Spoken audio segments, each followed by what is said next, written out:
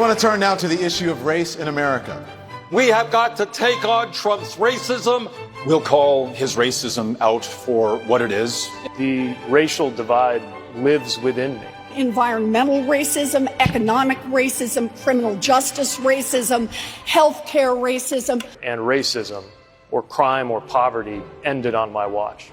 But in our that what Trump is doing through his racism, systemic racism has touched every part of American life. And segregation and the institutional racism we see now. President Trump is pursuing a re-election strategy based in part on racial division. We'll also sign into law Sheila Jackson Lee's reparations bill so that we can have the national conversation we have waited too long in this country to have. If you did the math of the 40 acres and a mule, given that there was 4 to 5 million slaves at the end of the Civil War, there were 4 to 5, and they were all promised 40 acres and a mule for every family of 4. If you did the math today, it would be trillions of dollars.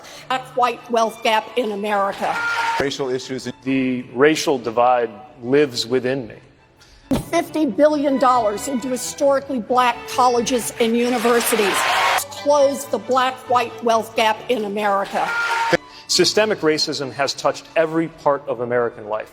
If you walk into an emergency room and you are black, your reports of pain will be taken less seriously. If you apply for a job and you are black, you are less likely to be called just because of the name on the resume. Majority of domestic terrorism cases this year have been motivated by white supremacy. In fact, the alleged shooter in this weekend's attack in Gilroy, California, referenced a well-known white supremacist book on social media.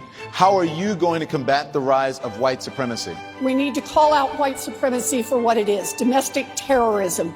It's why I've proposed that we do everything from investing in historically redlined neighborhoods to build black wealth in home ownership. Thank you, Mayor. To supporting entrepreneurship for black Thank you very much. We need to recognize that when it comes to the economic gap between blacks and whites in America, it does come from a great injustice that has never been dealt with.